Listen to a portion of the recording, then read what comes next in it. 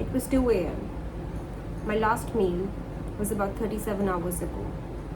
I was rudely woken up by a nurse to draw some more blood for yet another test to figure out what was wrong with me.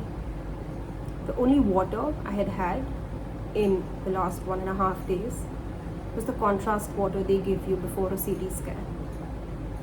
At 11 a.m., my husband demanded a discharge. He refused to let them keep me for another day in the hospital, fasting, complete fasting, to figure out what was wrong with me. By 4 p.m., I was finally let go, against medical advice. I made a resolution to never go back to a hospital again and to solve this on my own, no matter what it took. You Can Heal Your Life by Louise Hay is a wonderful book, and it is one of my all-time favorites.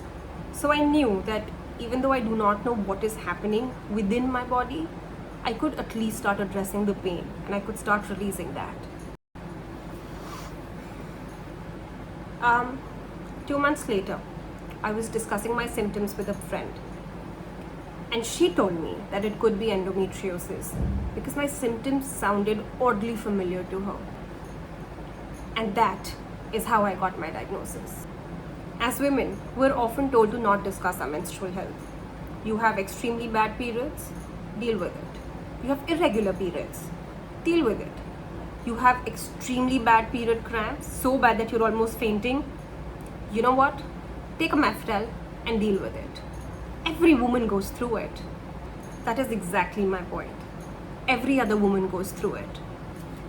You know, as per the latest estimate, about 25 million women in India have endometriosis, and yet it was in 2022 when I was 30 years old and had already been suffering for 3 years that I heard the word for the first time. I made it my life's mission to talk about endometriosis openly and frequently between friends and family. And you know, through those conversations, one day my mom told me that she had such bad period cramps all through her menstrual life that she would often faint. But she did what she was told to do. Just deal with it. So if there's one thing that you take away from this video, let it be this. Talk about your endometriosis openly and frequently. Talk to your friends. Talk to your family about your symptoms, how you're feeling physically, emotionally, and mentally. If we ever want endometriosis to get the attention it deserves, we have to start speaking about it openly and frequently. We have to start spreading the word. We have to tell people what we go through. Because at the end of the day, my fellow Endo Warriors, we've got to have each other's back.